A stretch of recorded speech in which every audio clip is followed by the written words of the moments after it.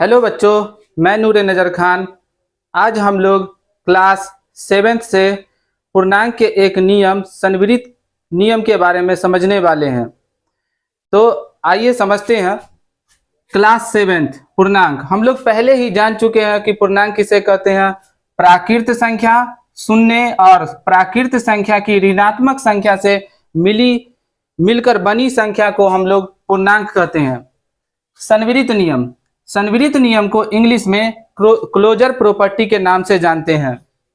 जब दो पूर्णांकों को जोड़ा, घटाया या गुणा किया जाता है तो परिणाम पूर्णांक ही आता है।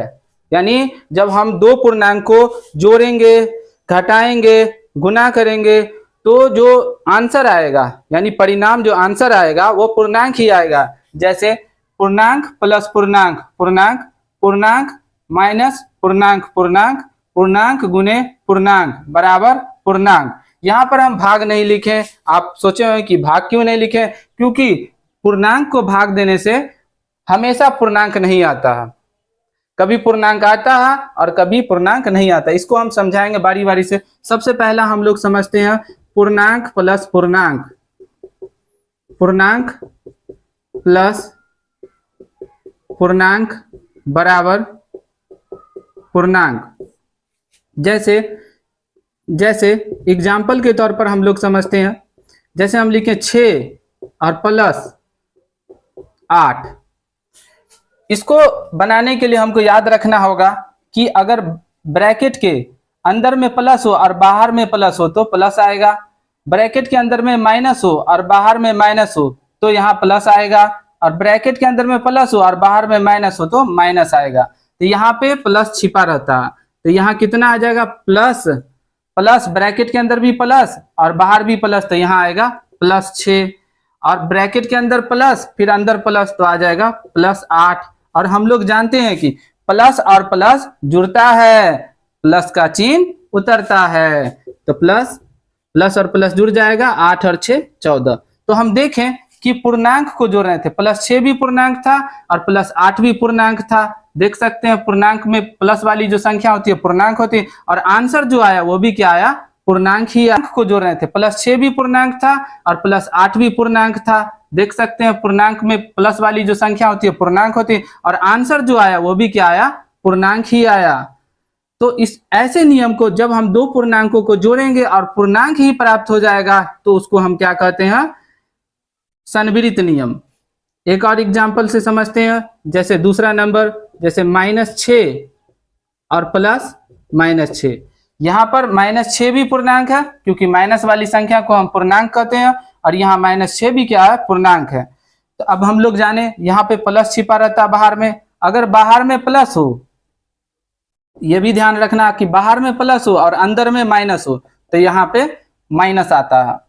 तो यहाँ पे बाहर में प्लस है और अंदर में माइनस है तो यहाँ आएगा क्या, -6। मतलब ऐसे ध्यान रखना कि जैसे बाहर में प्लस हो और अंदर में माइनस तो यहाँ आएगा माइनस। बाहर में माइनस हो और अंदर में प्लस हो तो आएगा यहाँ पर माइनस। और बाहर में प्लस हो और अंदर में भी प्लस हो तो प्लस आएगा।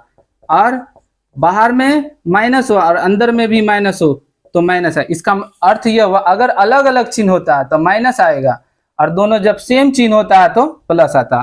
तो यहाँ अलग अलग चिन्ह है तो माइनस आएगा, यहाँ भी अलग अलग चिन्ह है तो यहाँ माइनस आएगा, -6। और हम लोग जानते हैं कि माइनस और माइनस जुड़ता है, माइनस का चिन्ह उतरता है। तो ये दोनों माइनस वाला जुड़ जाएगा, माइनस का चिन्ह आ जाए 6 6 12। तो हम देखें कि जब पूर्णांक को जोड़ा गया तो क्या आया, पूर्णांक ही आया। तो ऐसे नियम को हम लोग कहेंगे संवृत्त नियम। और समझते हैं तीसरा नंबर देखते हैं।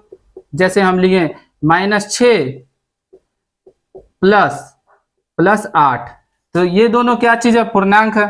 -6 भी पूर्णांक के अंतर्गत आ जाएगा और +8 भी पूर्णांक के अंतर्गत आ जाएगा। तो अब हम इसको करते हैं, तो बाहर में प्लस और अंदर में माइनस, तो अलग अलग चिन्ह होगा तो माइनस लगाना। 6 यहाँ सेम चिन्ह, जब सेम चिन्ह होगा तो प्लस लगाना, तो +8। अब हम लोग जानते हैं कि माइनस और प्लस वाला घटता है, बड़े अंक का चिन्ह उतरता है। तो दोनों में बड़ा 8 है, तो 8 के सामने का चिन्ह आ जाए प्लस, 8 में 6 गया तो 2। इसी प्रकार से एक और समझते हैं कि -6 और प्लस 6, यहाँ पे प्लस छिपा हुआ, तो बाहर में प्लस और अंदर में दोनों अलग अलग चिन्ह है, तो यहाँ आएगा -6, और यहाँ दोनों सेम चिन्ह है तो आएगा प्लस। माइनस और प्लस याद रखना है कि माइनस और प्लस वाला एक जैसा रहे तो कट जाता है, और यहाँ ये दोनों कट जाएगा और बराबर में आ जाए 0।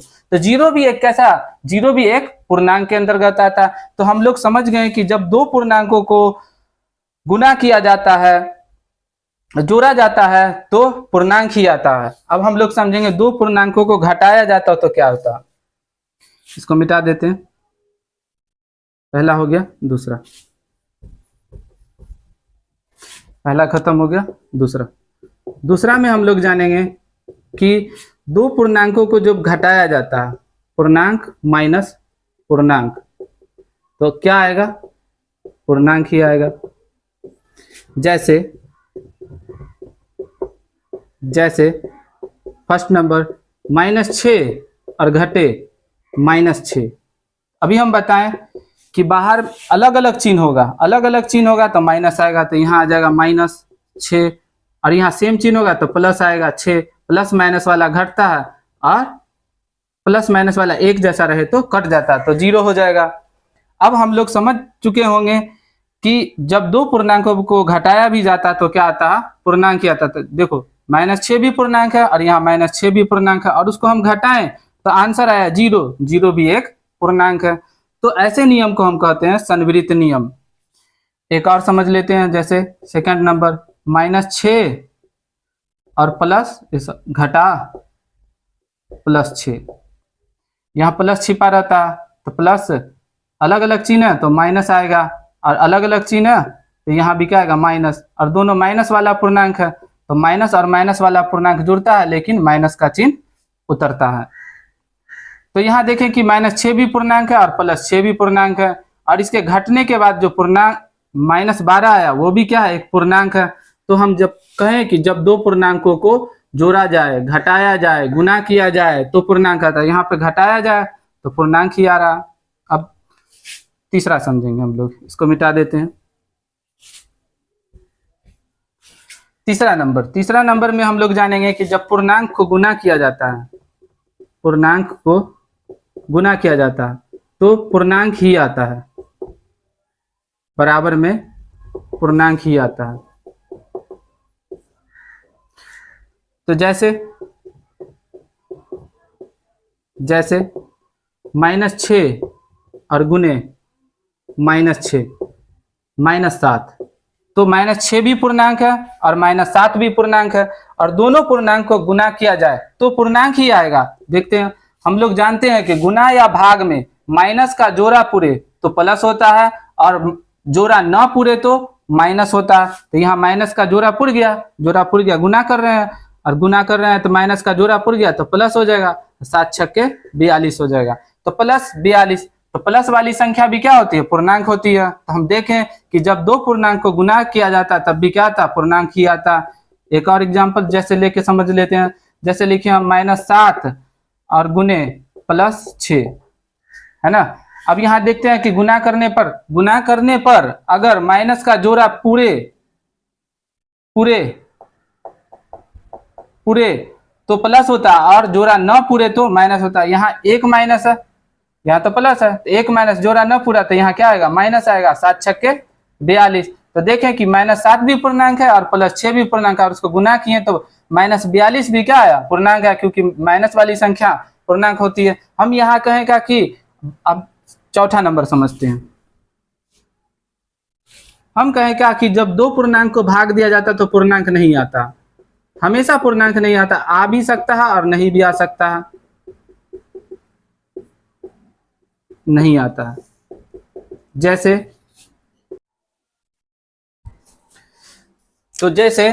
-4 और भागा -2, तो दोनों माइनस का, हम जानते हैं कि भाग में अगर माइनस का जोड़ा पुरता है तो प्लस होता है, तो यहाँ हम लिखेंगे प्लस। 2 से 4 में भाग दिए तो कितना आया, 2 दूनी 4, लेकिन बच्चों हमेशा पूर्णांक नहीं आ सकता, यहाँ पूर्णांक तो आ गया, लेकिन देखो दूसरा नंबर, ये पहला हुआ, दूसरा देखो, जैसे 0 में भाग दे 2 से तब भी पूर्णांक आ जाएगा। ओ 2 से भाग देते हैं, जैसे 0, 0 बार में 0 कट जाएगा तो आया कितना 0, 0 भी एक कैसा पूर्णांक है। बट मेरे बच्चों ध्यान दो, नहीं आएगा पूर्णांक। कैसे? जब हम 2 से 0 में भाग दे तो 0 आ गया, लेकिन 0 से 2 में भाग दे के दिखाओ, दिखाओ, दिखाओ, नहीं दिया जाता। 0 से 2 में भाग नहीं दिया जा सकता, क्योंकि हम अगर मान लो एक बार में लगाएं तो 0 एकम 0, फिर से 2 आ गया। अगर मान लो कि हम 3 बार में लगाएं तो 0 तिया 0, 0 फिर से 2, 0 दूनी 0 दूनी 0, फिर से 2, यानी हम 2 से 0 से किसी संख्या में भाग नहीं दे सकते हैं, और उसको क्या माना जाता है? अर्थहीन माना जाता है। जैसे 2 से 2 में भाग दिए 0 से, तो हम इसको क्या समझेंगे?